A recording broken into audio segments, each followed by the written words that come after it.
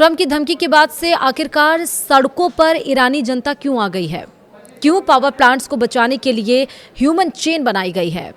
आखिरकार एकता की मिसाल ईरान में क्यों दिखाई दी? नमस्कार, आप देख रहे हैं न्यूज़ 18 का डिजिटल प्लेटफॉर्म। मैं हूं आपके साथ श्रुति श्रीवास्तव। अमेरिकी राष्ट्रपति डोनाल्ड ट्रंप की चेतावनी के बाद ईरान में नागरिक पावर प्लांट्स के बाहर मानव श्रृंखला बना रहे हैं। सरकार ने युवाओं, छात्रों और कलाकारों से इसमें शामिल होने की अपील की है। लोगों का कहना है कि नागरिक ढांचे पर हमला युद्ध अपराध है। चलिए विस्तार से समझते हैं। अमेरिकी राष्ट्रपति डोनाल्ड ट्रंप की चेतावनी के बाद ईरान की आम जनता सड़कों पर उतर आई है। अमेरिका ईरान के बीच बढ़ते तनाव के बीच ईरानी नागरिक अपने देश के पावर प्लांट्स को बचाने के लिए उनके चारों ओर ह्यूमन चेन बना रहे हैं।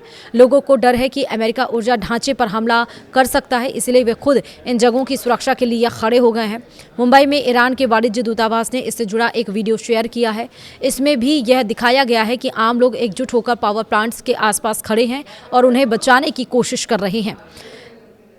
अहवाज के व्हाइट ब्रिज पर भी बड़ी संख्या में लोग इकट्ठा हुए हैं और मानव श्रृंखला बनाई गई है। लोगों का कहना है कि पावर प्लांट जैसे नागरिक ढांचे पर हमला करना अंतर्राष्ट्रीय कानून के खिलाफ है।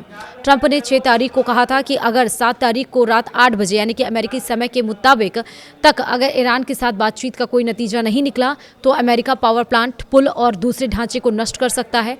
और इसके बाद ईरान के युवा और खेल मंत्रालय के उप मंत्री अली रेजा रहीमी ने लोगों से अपील की।